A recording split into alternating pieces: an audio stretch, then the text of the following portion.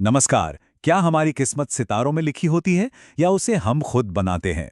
आज के इस विश्लेषण में हम ब्रह्मांड के कुछ रहस्यों को इतिहास के एक महान रणनीतिकार की सोच से जोड़कर देखेंगे और समझेंगे कि अपनी जिंदगी को बेहतर कैसे बनाया जा सकता है।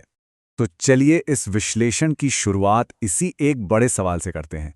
तकदीर या मेहनत, क्या ज्योतिष हमें एक पहले से तय भविष्य दिखाता है या फिर ये खुद को बेहतर बनाने का एक टूल हो सकता है? आज हम इसी की पड़ताल करेंगे। और हाँ, आगे बढ़ने से पहले एक बात बिल्कुल साफ कर दें। हमारा नजरिया यहाँ अंधविश्वास का नहीं बल्कि संस्कारों का है। हमारा मकसद है कि इस ज्ञान का इस्तेमाल सशक्तिकरण के लिए हो, ना कि किस्मत के भरोसे बैठकर कोई भविष्यवाणी करने के लिए। ठीक है, तो चलिए अब इसमें थोड़ा और गहराई से उतरते हैं।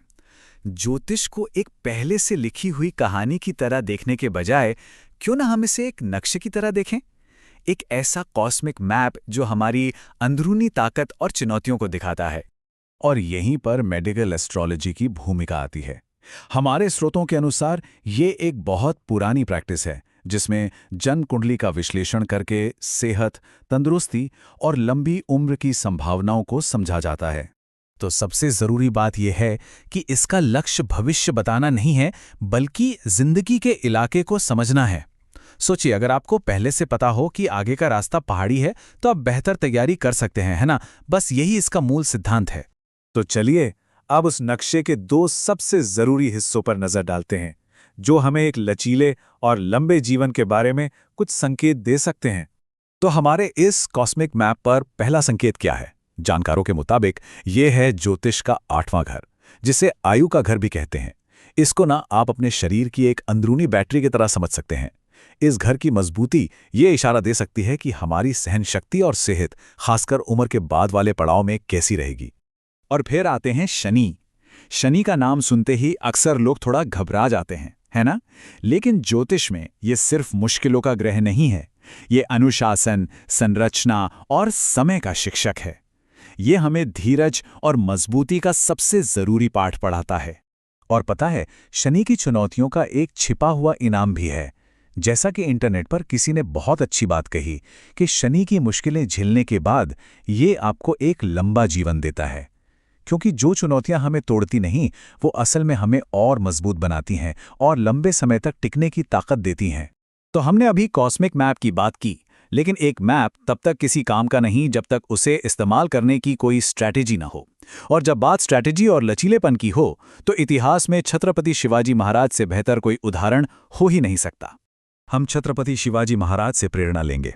उनका जीवन सिर्फ लड़ाइयों और किलों तक सीमित नहीं है। यह साहस, एक असाधारण रणनीति और अटूट आत्मसम्मान की एक जीती जागती मिसाल है जिससे आज भी बहुत कुछ सीखा जा सकता है। उनकी सबसे मशहूर रणनीतियों में से एक थी गनमी कावा।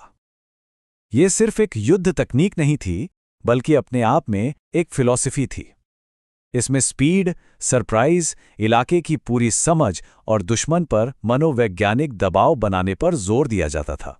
और ये देखिए कितनी शानदार बात है कि कैसे उनकी युद्ध की रणनीतियों को हम आज की जिंदगी के सिद्धांतों में बदल सकते हैं। इलाके की महारत का मतलब है अपनी ताकत और कमजोरियों को जानना। गति और आश्चर्य आज के जमाने में फुर्तीला और इनोवेटिव होना है। और मनोवैज्ञानिक व्यवधान आज की दुनिया में इमोशनल इंटेलिजेंस और रेजिलियंस के बराबर है। शिवाजी महाराज से सीखने वाली सबसे बड़ी बात यह थी कि उन्होंने अपनी मुश्किलों को ही अपना सबसे बड़ा हथियार बना लिया। उन्होंने सह्याद्री के ऊबड़ खाबड़ पहाड़ों को अपनी कमजोरी नहीं बल्कि अपनी सबसे बड़ी ताकत बनाया। ये अपनी परिस्थितियों के साथ तालमेल बिठाकर काम करने का एक बेहतरीन उदाहरण है। तो चलिए अब इन दोनों धागों को एक साथ मिलाते हैं। हम इस ज्योतिषीय ब्लूप्रिंट को उस रणनीतिक सोच के साथ कैसे जोड़ सकते हैं ताकि एक सचेत, एक उद्देश्यपूर्ण जीवन जिया जा सके। इसकी शुरुआत होती है एक सचेत शुरुआत से, खासकर पेरेंटिंग में। ग्रहों की ऊर्जा को समझकर हम एक नए जीवन को एक पॉजिटिव इरादे और एक सपोर्टिव माहौल दे सकते हैं। इसका एक उदाहरण है नक्षत्र पेरेंटिंग।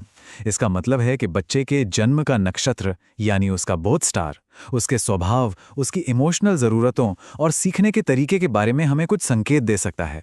जरा सोचिए, अगर ये पता चल जाए कि कोई बच्चा स्वभाव से शांत है या बहुत एनर्जेटिक, तो पेरेंटिंग स्टाइल को उसके हिसाब से ढाला जा सकता है। इससे बेवजह के टकराव से बचने में मदद मिल सकती है। तो एक सचेत जीवन जीने के लिए यहाँ 3 आसान कदम हैं।